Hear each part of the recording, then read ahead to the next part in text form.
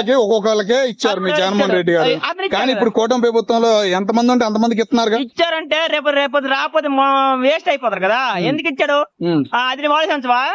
ఒక్కడే ముగ్గురు వాళ్ళు ద్వారా ఇచ్చాడు, ఒక్కడైతే ఇవ్వలేడు. అది కూడా ముగ్గురు కలిసారు కాబట్టి ఒక్కడైతే ఇవ్వలేడు. అది కూడా అతను గొప్ప ఒక్కడే.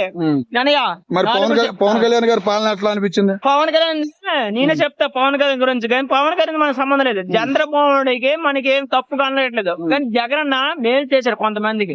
ఆ మేలు మరిచిపోయినారు, అది కొంతమంది ఫాలో అయిపోతారు. మరి పవన్ కళ్యాణ్ గారి హస్తం కూడా ఉంది కదా.